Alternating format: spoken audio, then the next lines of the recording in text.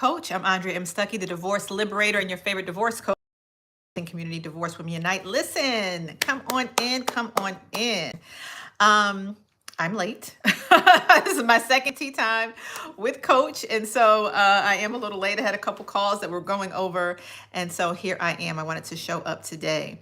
So listen, I've got a topic today I want to talk about for tea time with Coach. But before I jump into that, I hope that you had an opportunity to check out last week's Tea Time with Coach. There was an audio problem, so I'm working on that. I think I'm going to need a lapel mic. I'm really not sure why. I've live before, but so I'm, living in a different part of my home, not in the office, and we'll see how today turns out. So listen, I think I see someone live. Come on in and let me say hello to you. But let's welcome to Tea Time with Coach. Listen, today I'm going to be talking about um, dating the Christian man. And so I told you when you come on to this broadcast, hey, Angela, good morning to you. It just depends on what's going on, right? So I had let me slow down. So I have an online community, if you're not aware. It's Divorce Women Unite, and you can join it at divorcewomenunite.com. I had a member there ask me a question regarding dating, and I thought this would be the perfect opportunity to share that information, and I can link her to this to the answer, since it's not really an easy, 1, 2, 3 type of answer. But before we jump into what I'm going to talk about today, what's good with you? What's good?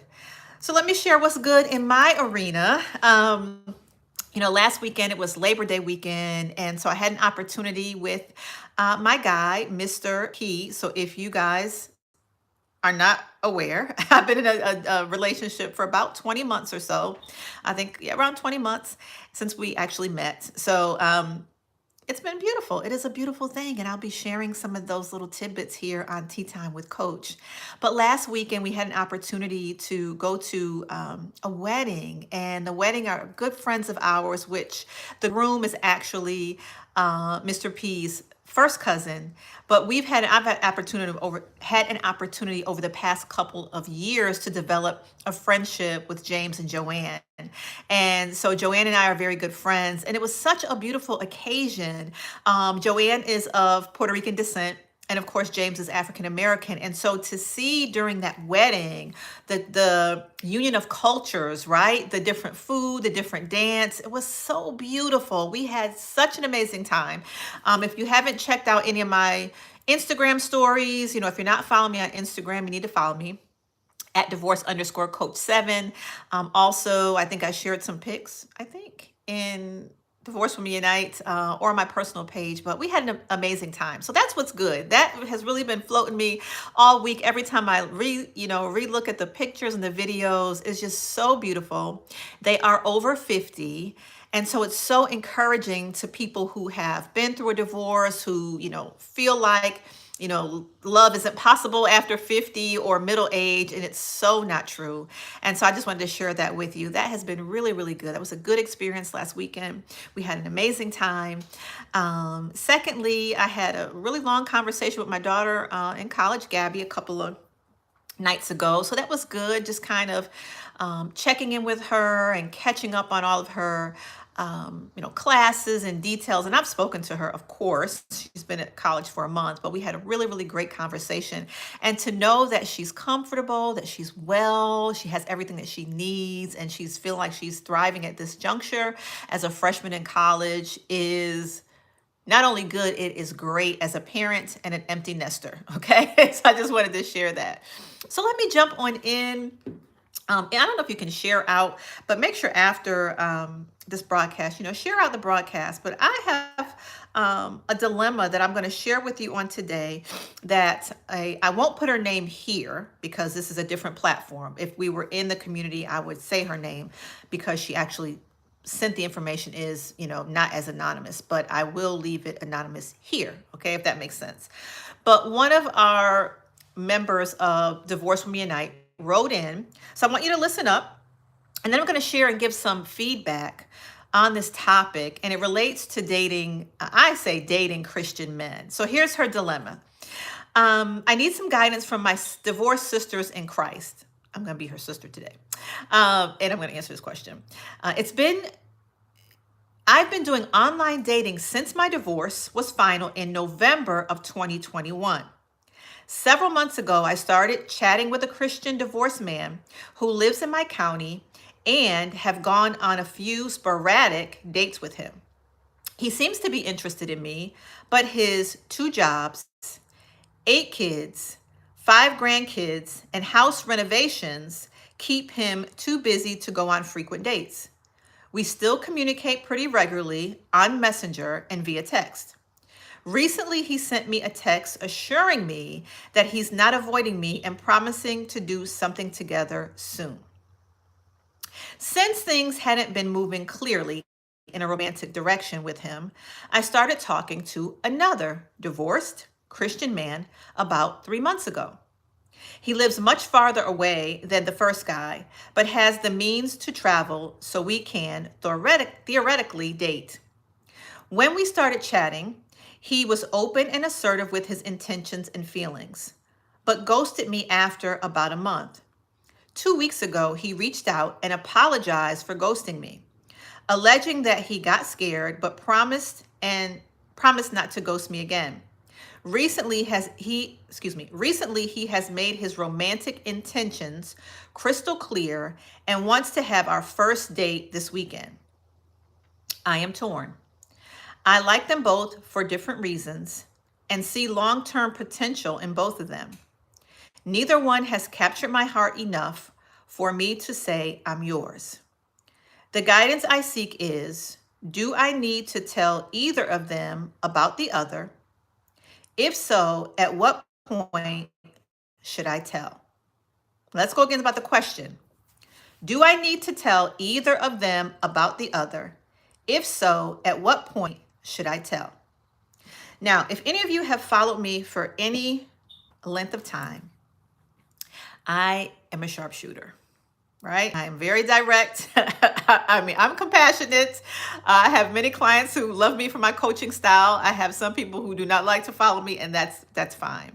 But what I see here on a serious note is a multitude of things that I have seen, not only in my own life, right? That because I have, at this taping, have been out of my second marriage for 12 years. That means even though I'm in a relationship right now, I have technically been single, and I am technically single for 12 years. So I have been dating. I know the arena out here. I've had a couple of, relationship, what I would consider were relationships.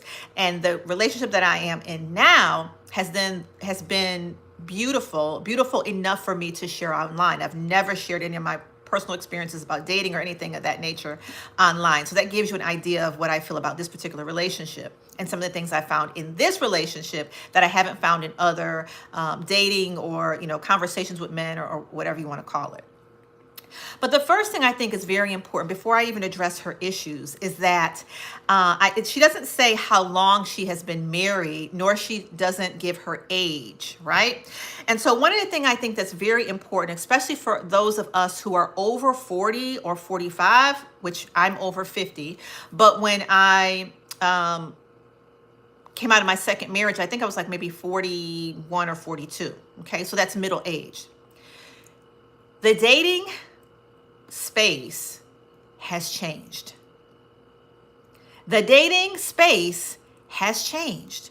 So if you have been married for 15 or 20 years, I want you to know, if you're entering this online dating world or just dating in general, especially because people have access to social media, dating and the rules of dating and the game, if you will, of dating has changed. And so if you have come out of a long-term relationship and you're new to the space, there may be some things that you're not privy to if you haven't done work in that area about dating, about relationships today in 2022. If you haven't followed perhaps a relationship coach or worked with a life coach or worked with a relationship coach to understand some of the things that are very differently than they were 20 years ago. These are facts. These are facts. And I can sort of tell, and I don't want to make a judgment because I don't have facts, but I would surmise that this woman has not been privy to a lot of information just by the context of her question and also by the context of her statement here, right? And I'm not downplaying it at all. This is her arena. She's, she likes these two men. And I thought what was interesting is that, and that's why I titled this segment Dating the Christian Man, because as a Christian woman myself, as a believer, majority of the women that I have coached and consulted with are Christian women. And one of the things that I have found is that the title Christian just means you're a follower of Christ. Are all Christians, do they exhibit Christ-like behavior? And I think that sometimes being Christian women, we want Christian men, of course, we want to have, similar backgrounds and belief systems. But we also have to look beyond the title and look at a person's character. We have to look at their actions, right? And so I have some commentary. I did write some notes down so that I wouldn't forget of what I want to really say about this letter here. And then I am going to address her questions at the end. The first thing is that she mentions with the first gentleman that he's a Christian man, right? Now, remember, he has 2 jobs, 8 kids, 5 grandkids, and is renovating a home, and he says that he is divorced. All of this can be true. I will say this. Let's give him the benefit of doubt saying that these things are true. Should he be dating? Should he even be trying to entertain a woman if he is really that bogged down with 2 jobs, 8 kids, 5 grandkids, and house renovations? Number one. Number two is, if he has 8 kids, 5 grandkids, how old are the children that are underage, right? And if these kids are underage, is that something that you're open to in your future, right? So I'm not saying that she didn't have to exhibit all these things, but here are some questions. Because I am 53, I am almost 54-year-old woman, one of my criteria, if you will, for someone that I'm dating is that I'm just keeping it real. I don't want to re-raise children. I don't want to be in a relationship with a man who has younger kids. I just don't. I don't. I just don't. And we are all entitled to our opinions and those type of things. But what I mean in this particular situation is you have to recognize that if this man is that busy, and let's just say he's telling the truth, then he's not going to have much time for you. And the second thing is, I should have said, the first thing is, for all you who are listening and watching, hey, Nick, welcome. It says I don't either. Right. The first thing is you have to, one of the things that I always share, and I've taught some dating, I have some dating courses and classes that I have shared, and I actually have videos, and I'll give some information. I'll put a link below to it if you're interested in. But one of the things that's very important is before you get out here in the dating scene, one, you need some time to yourself. You need to reevaluate after your marriage what it is that you want, what it is that you need in this season of your life. When you've gone through a divorce or come out of a long-term relationship, oftentimes what you needed in the beginning of that relationship or wanted at that season of your life may have changed. And when you've done that, then it's very easy for you to identify what it is that you need and what you want. And you don't have to waste your time with someone who cannot give you what you need and want in this junction of your life. Right? And there's no right or wrong to that. It just is what it is. And you need to recognize how the fact that you deserve to get what you want and need out of a relationship. Real talk. Right? So whatever that criteria is. And so if time is one of those criterias, and I talk often about the 5 love languages. So if you've never read that book and you're thinking about dating, you need to go and read it. 5 Love Language by Gary Chapman. You need to be able to recognize what you need in your life. So let me stay on point. Should this man be dating? One of the other things that I noticed that she said in this piece is that we still communicate pretty regularly on Messenger and text. Messenger and text. Let me tell you something. If a man is interested in you, he will call you, And or if he cannot spend time with you, he will get you on video chat, FaceTime as much as possible, right? That is the biggest okey doke scam. Let me tell you really quickly. So if you're new and a man is not talking to you on the phone or you're spending time with him, if you, let's just say it's a long distance relationship, then you should be videoing each other. Because when you're videoing someone like a date, you can look in their face, you can look at their expressions, you can ask them questions, you can get a better feel of the individual. Right? So some of these things tell me just a little bit, the fact that she was accepting that, and again, I'm not trying to criticize, I'm just, combing through this information of what I see. And there could be some, I could be wrong. I'm just going by what the content says here. She said that on a few sporadic dates, not really sure what the few and sporadic means, right? So over that period of time, obviously they haven't spent a lot of time together. One of the things I recognize, and maybe even you can recognize if you're thinking back, whenever you've dated someone, whether it was when you got married or in college or in your young adult years, when someone is interested in you, they make time. They make time, right? And if they don't, then perhaps they should not be dating, right? Because where will you fit in this scheme of life for him, right? So, recently he sent me a text assuring that he's not avoiding me and promising to do something together soon. So obviously he's not keeping his word. And that's why I said, what are the attributes of a Christian man? Is he keeping his word, right? Is he giving you the time that he's saying he can give to you? That's part of developing a relationship. And if they can't do that, then either they're not ready or you're one of many. Now, I know you don't want to hear that on today, but one of the things that's very different today when we talk about dating is because people have access to communicate to a lot of different people. Even you do, and even I do. Right? So if you're in the dating space, if you haven't made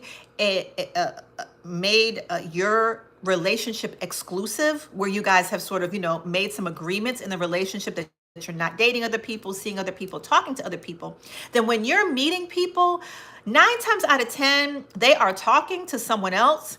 And there's nothing wrong with that because you're not exclusive. And they're trying to feel out who they want to, if they want to, right? Be in an exclusive relationship. So you have to be aware of that if you're new to the dating space, because 20 years ago, we didn't have that type of access to people. There wasn't online dating. There wasn't Messenger. There weren't people in your DMs and all of those things, right? And I talk about that in my Dating After Divorce.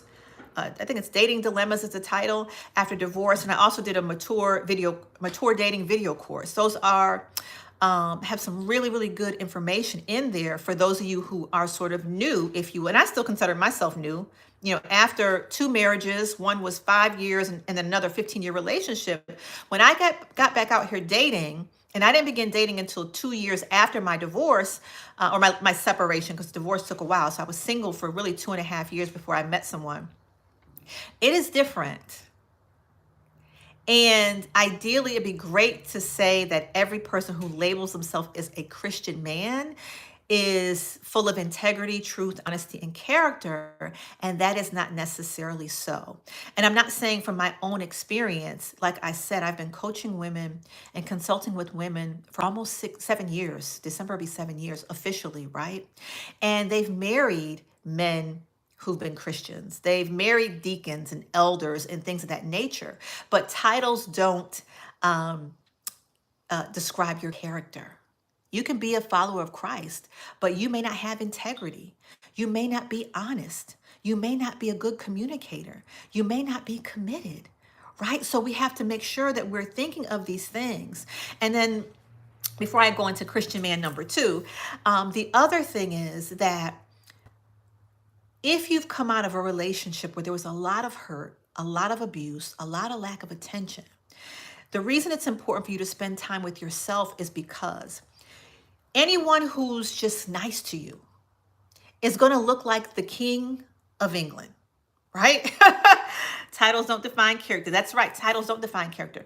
So think about this.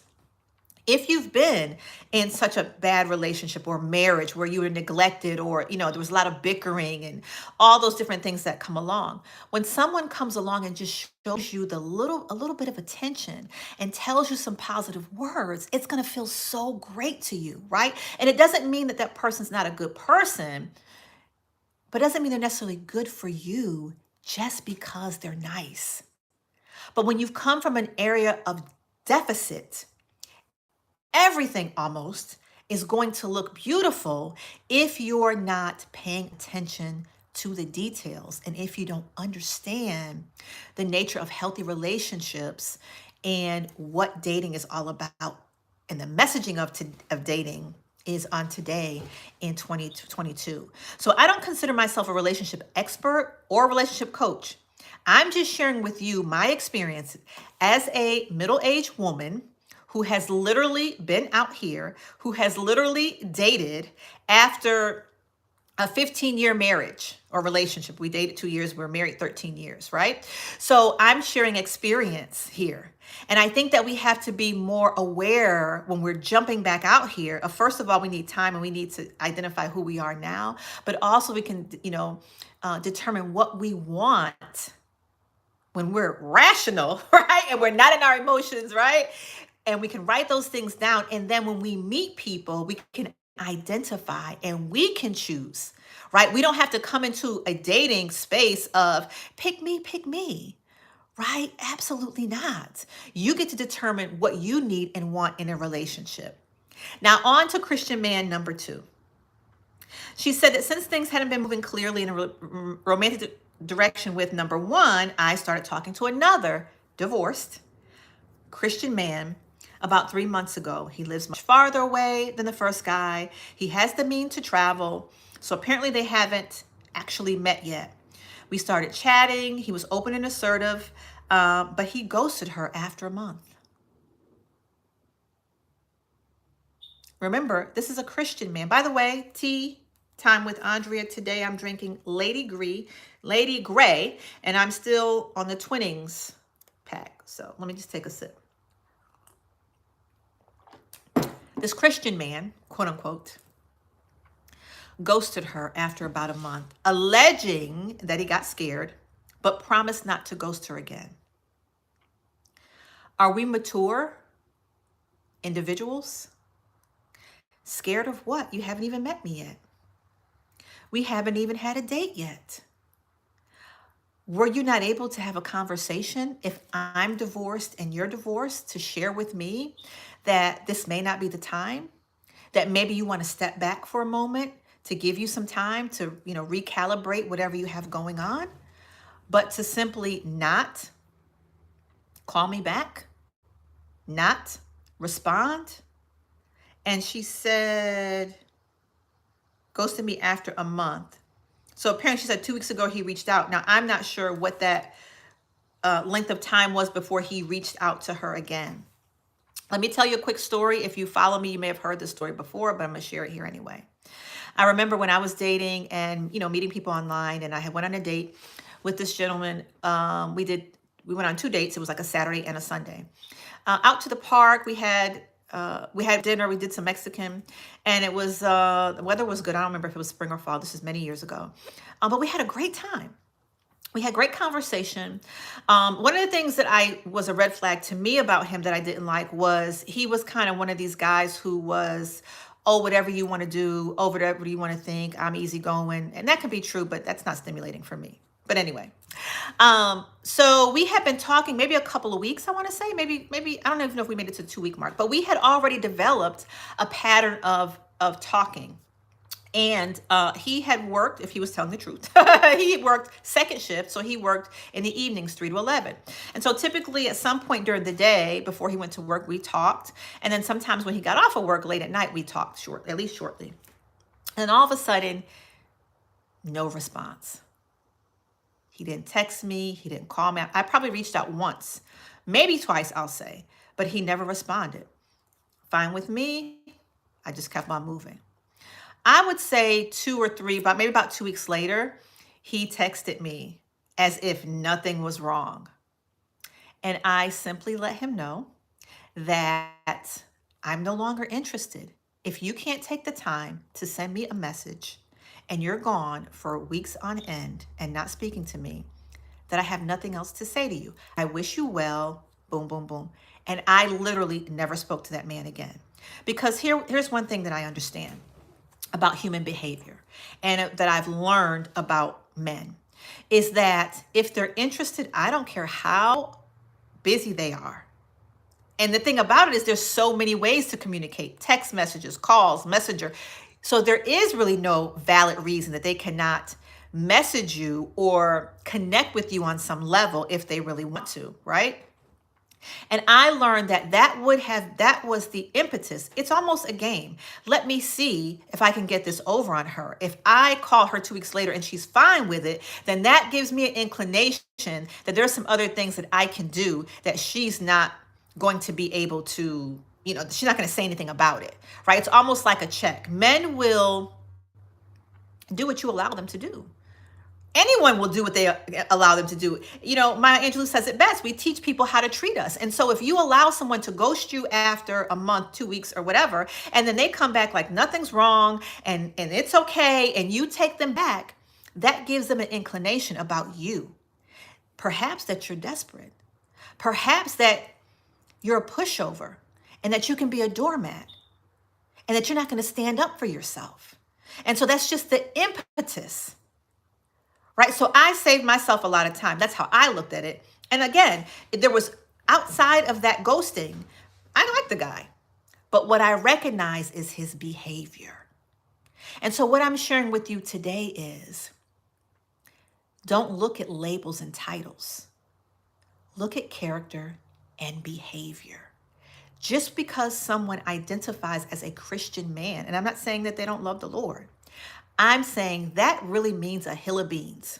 I know you're not going to like it, but I'm going to keep it real. No, what matters is your character. What matters is your integrity, right? What matters is how you treat me and the amount of time that you want to spend with me, right? And so lastly, recently he made his romantic intentions. Well, romantic intentions, but I'm assuming you guys haven't even met yet. She doesn't say if they videoed. She didn't say that, to have our first date this weekend. So, I would suggest that perhaps she may want to step back and really assess what she wants in a relationship, right? And so let me address her question. I'm torn. I like them both for different reasons and see long-term potential in them both. Neither one has captured my heart enough for me to say I'm yours. Number one, you don't have to share about either one because you don't have a relationship with either one. Both of these criteria really don't mean anything. And I hate to say it that way, but it is facts. You have one gentleman who's not spending time with you, who says he's too busy. He's giving you words, but he's not giving you action. And then you have another gentleman who ghosted you and said he was scared, but this is a grown man. I'm not saying that he couldn't feel some kind of way, but he should have been able to express. So now let's just say let's just give him the benefit of the doubt and say it was a legitimate excuse. Is that what you want? When someone who can't express their feelings, and then they're just going to disassociate themselves with you, walk out, hang up on you, not call you when they're in their feelings. These are all major red flags. So no, you should not tell them about either one, period. Do I need to tell either one of them about the other? No, no, and no. If so, at what point should I tell? There's nothing to tell because you're not in a committed relationship. No one has given you the time or the adequate energy to, in my opinion, for you to commit to them and to say that you're going to be exclusive to either one of those men. Now, I'd love to hear any of your feedback in the comments. Any of you guys want to, if you disagree, I'm open to that. I'm just sharing from my experience what I have learned And also, as I have studied relationships, I'm a divorce coach. I'm not a relationship coach. I don't generally, say that I'm a relationship expert, but I do have some experience as a divorced woman in the dating space, right? So I can share my experience. And as a divorce coach, I've worked with divorced women who've been in the dating space, right? So I can share those things. And then also, I have worked with relationship coaches myself to get information on how to date as a divorced woman when I came back out in the dating space. And I have several good friends who are relationship coaches. So that's what I have today for Tea Time with Coach on this day, right? Anybody have any comments or questions for me before I end this broadcast? So I'm going to contact the woman who sent in the letter and send her the link, and she can view this. If she wants to respond publicly, she can, or she can contact me after. Yes. Yes, indeed. Dating has changed. It has changed. Now, do I believe in love? Absolutely. Love still wins. I am in a very beautiful relationship right now. So love still wins. There is still an opportunity for you to live and love again and find the love of your life.